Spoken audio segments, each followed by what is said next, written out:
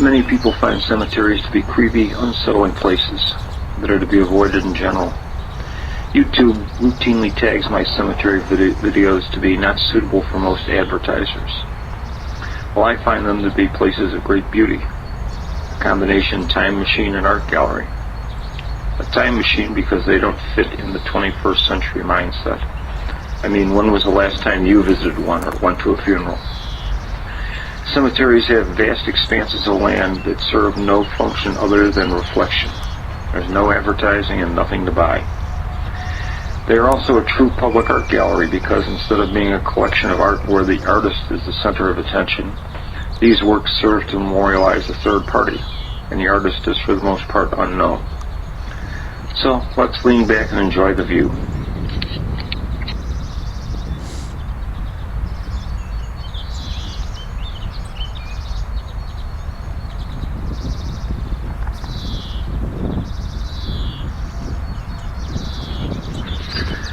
There are around 150,000 burial grounds in the United States, covering some 2 million acres. Today we are visiting Jewish Waldheim Cemetery. Founded in 1870, it is the first cemetery to open in Forest Park, Illinois, a village located 10 miles west of downtown Chicago. This was quickly followed by the establishment of Concordia in 1872, German Waldheim in 1873, and Forest Home in 1876. This land rush for the dead was spurred when Chicago closed City Cemetery, where Lincoln Park is now located, and banned new burials. Accessibility was another factor. In 1856, the Chicago and Galena Union Railroad opened shop and a roundhouse in the village, which made the area attractive to cemetery operators. At that time, the village was called Harlem. It became Forest Park in 1907, taking the name of a recently opened amusement park.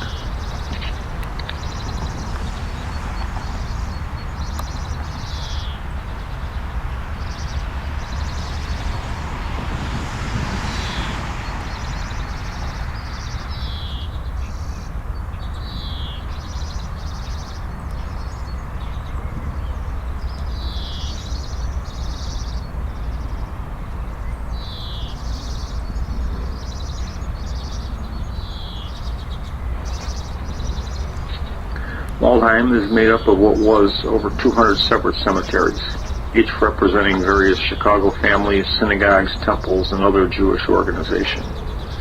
There are nearly 200,000 people buried here, while Forest Park itself is home to less than 20,000 living souls. No big names make their final resting spot here. There's Clara Pelletier, the Where's My Beef lady from the Wendy's ads, Albert Weinshack, who was one of the St. Valentine's Day Massacre victims, and movie producer Michael Todd, who was one of Elizabeth Taylor's husbands. During the 1970s, his grave was robbed and remained stolen, though later recovered. The area we're exploring today is the oldest section of the cemetery, located west of Des Plaines Avenue and along the Des Plaines River.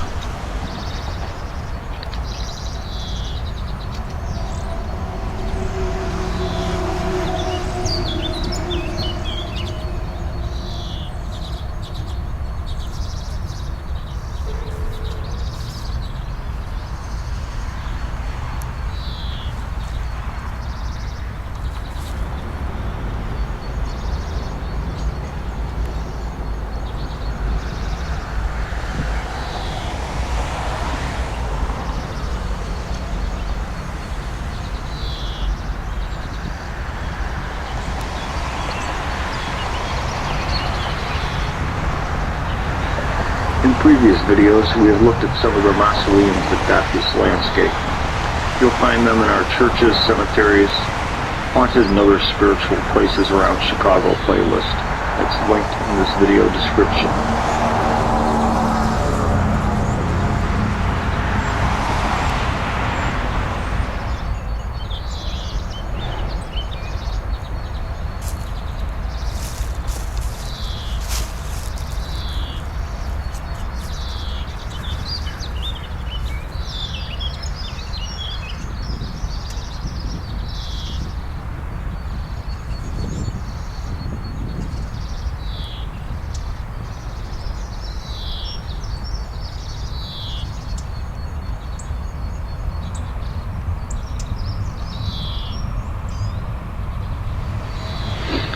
Tree stump stones, try saying that 3 times real fast, were an outgrowth of the naturalist movement of the 19th century. At the same time, the cemeteries were moving away from being church-sanctioned burial grounds and more park-like final resting places. It only seems natural that the objects that commemorate those in repose reflect the surrounding environment.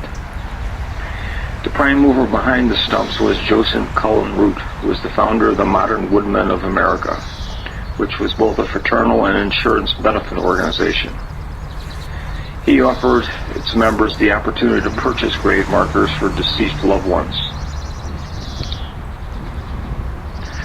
The stumps varied in size from teeny children's stones, just a few inches high, to soaring 10 to 12 foot high tree trunks. Most have intricately carved detailing that tell the story of the persons buried. These memorials became widely popular at the end of the 19th and early 20th century, far beyond the Woodsman organization. At one point, you could even order your stumps through Sears or Montgomery Ward's.